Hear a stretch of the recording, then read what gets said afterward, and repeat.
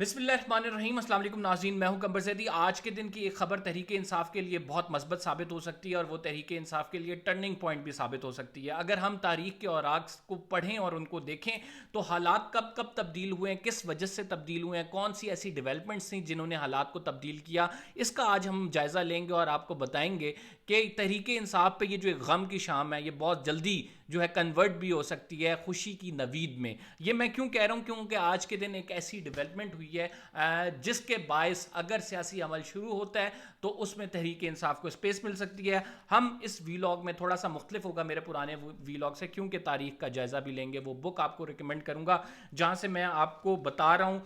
The struggle for Pakistan, Ayesha जलाल साहिबा की ये बुक है। इसको अगर पढ़ें आप तो बहुत सारी चीज़ें आपको पता लग जाएगा कि वक्त और हालात कब तब्दील होते हैं, कैसे तब्दील होते हैं, पाकिस्तान की जो सियासी तारीख है, माजी क्या कहता है। पहले मैं आपके साथ खबर शेयर कर देता हूँ और उसके बाद फिर मैं अपने व्लॉग में इस कहानी को बयान करता हूँ कि हालात कैसे तब्दील होते हैं और सियासी अमल शुरू होने के बाद से जुल्मतों के और जो एक घुटन के बादल हैं वो किस तरह से छट जाते हैं। ये बड़ा इंटरेस्टिंग एक वाक़या है जो कि मैंने आपको इस व्लॉग में शेयर करना है। लेकिन पहले हम ये आपको बता देते हैं कि इक़्तिदार के ऐवानों से जो खबरें आ रही हैं वो ये हैं कि PDM जो हुकूमत है वो बैठी है, उसने मुज़ाकरात के एक अमल जो आपस में उनके डायलॉग हो रहे थे 11 जमातों के, उनमें एक चीज़ डिस्कस की है कि हमें इलेक्शन में कब जाना चाहिए। IMF हमें अब जबकि आपको पता है 9th रिव्यू है तो उसमें हमें वो फंडिंग नहीं दे रहा जो 9वीं किस्तानी थी वो नहीं दे रही, तो लिहाजा तहरीक इंसाफ सॉरी जो PDM है वो ये सोच रही है कि अब जो है बजट के बाद फिर हमने असम्बलियाँ कब तहलील करनी है इस पर इत्तफाक राय हो। एक चीज़ जिस पर पीपल्स पार्टी अड़ गई है वो ये है कि पीपल्स पार्टी कहती है कि हमने किसी सूरत भी 8 अक्टूबर से आगे इंतखाबात को नहीं लेके जाना, ये हमारी जमहूरी रवायात के ख़िलाफ़ है। अगर ऐसा हुआ तो रास्ता खुल जाएगा और इसके बायस पाकिस्तान को नुकसान पहुंचेगा। तो ये एक जो खबर है ये तहरीक इंसाफ के लिए खुशी की नवीद किस तरह से साबित हो सकती है, क्योंकि अगर जमहूरी अमल का ये सिलसिला आगे बढ़ाया जाता है, इलेक्शन की तरफ जाया जाता है, खबर ये है कि एक हो सकता है एक हफ्ते पहले असम्बलियाँ तहलील कर दी जाए। अगर एक हफ्ते पहले असम्बली तहलील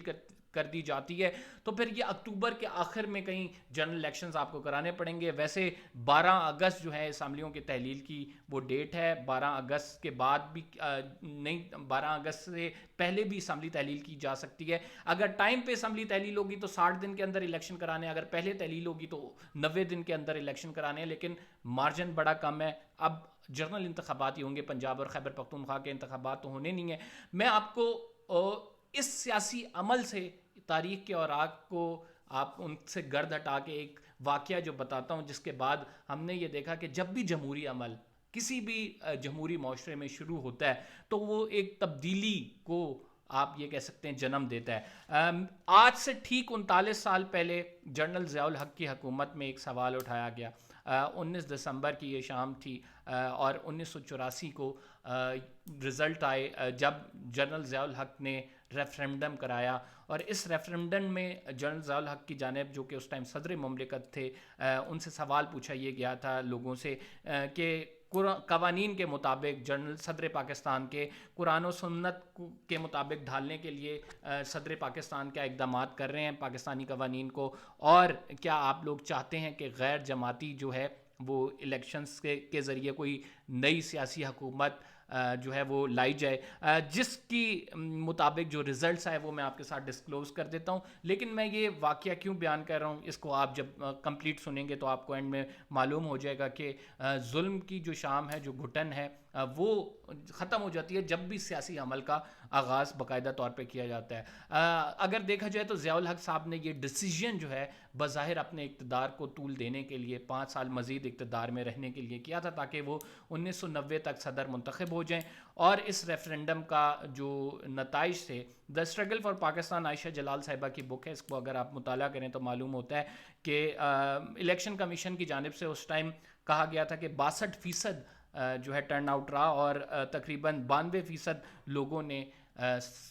जो सदर मुमलिकत हैं ज़ियाउल हक ان کے ہاں میں ہاں ملائی اور اس ریفرینڈم کا جواب ہاں میں دیا کہ وہ اسلامی قوانین کے مطابق جو ہے وہ عمل پیرا ہیں اور پاکستان کے قوانین کو اسلامک قوانین میں ڈھال رہے ہیں، اور اس کے ساتھ جو ہے وہ ایک غیر جماعتی الیکشن ہونا چاہیے۔ اس کے بعد پھر آہستہ آہستہ ہم نے یہ دیکھا کہ جو غیر جماعتی انتخابات تھے وہ کروائے گئے، صدر مملکت ضیاء الحق صاحب کو موقع ملا اور انہوں نے پھر جو انتخابات کرائے اس میں بیسکلی محمد خان جنیجو کی حکومت آئی۔ لیکن یہ جو عمل تھا ضیاء الحق صاحب کا، جب بھی کوئی ڈکٹیٹر آتا ہے تو وہ اپنے آپ یہ کہہ سکتے ہیں آمریت کے جواز تراشنے کے لیے یا تو مورل کسی اتھارٹی کی جانب جاتا ہے یا پھر کوئی قانونی اقدامات ایسے اٹھائے جاتے ہیں، سیاسی اقدامات ایسے اٹھائے جاتے ہیں جن کے ذریعے وہ اپنے آپ کو ویلیڈیٹ کرتا ہے۔ بظاہر سیاسی اقدامات یا سیاسی جو کھیل ہے یہ زیب دیتا ہے سیاستدانوں کو، لیکن جب بھی ڈکٹیٹر نے اس کی آغاز کیا ہے، اس کا آپ یہ کہہ سکتے ہیں آگے لے کے چلا ہے، تو ہوا یہ ہے کہ جو کارکنان ہیں وہ سامنے آئے ہیں، انہوں نے نعرے بازی کی ہے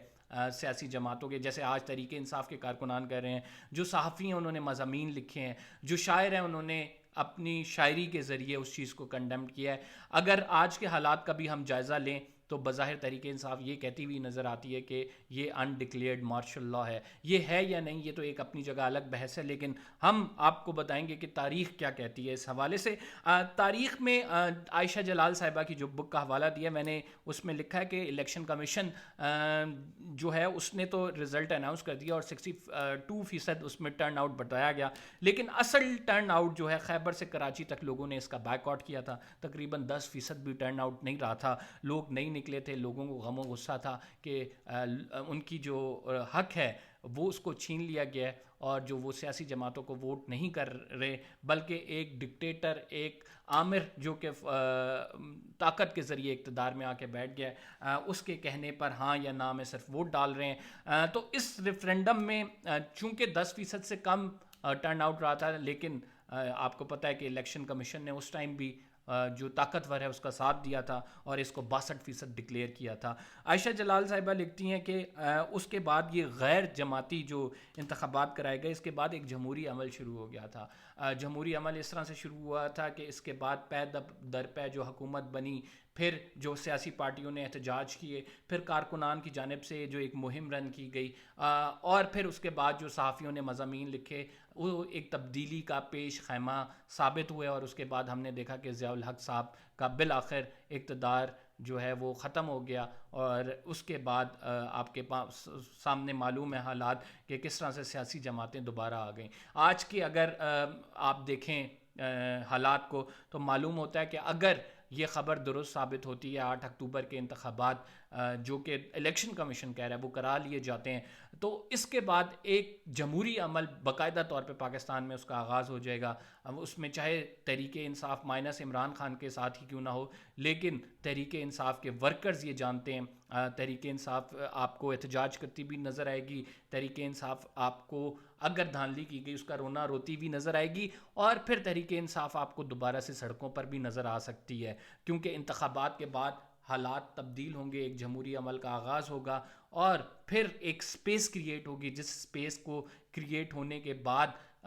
جو حالات بنیں گے اس میں آپ یہ کہہ سکتے ہیں کہ دوبارہ واپسی بھی ہو سکتی ہے۔ ہم نے دیکھا کہ نواز شریف صاحب کو ایلیمنیٹ کرنے کی کوشش کی گئی، 2017-18 کی بات کریں تو یہی حالات تھے جب نواز شریف صاحب بالکل ان کو آپ یہ کہہ سکتے ہیں کہ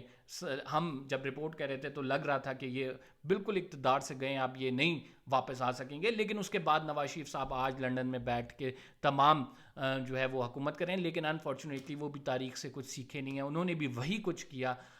جس طرح سے ان کے ساتھ پہلے بھی ہوتا رہا ہے، اور جس طرح سے آج کیونکہ عمران خان صاحب بھی یہ بات کرتے نظر آ رہے ہیں کہ پلان اے سے بی پر جاتے ہوئے ٹائم نہیں لگتا ہے اور بند کمروں میں یہ فیصلے ہو جاتے ہیں، تو ہماری پولیٹیکل پارٹیز کو انفارچونیٹلی سیکھنا چاہیے، ابھی نہیں تو حالات سے سیکھ لیں، ابھی نہیں تو تاریخ سے سیکھ لیں، اگر ابھی آپ نے سیکھنا نہیں چاہتے تو آپ کو یہ وقت سکھا دے گا کہ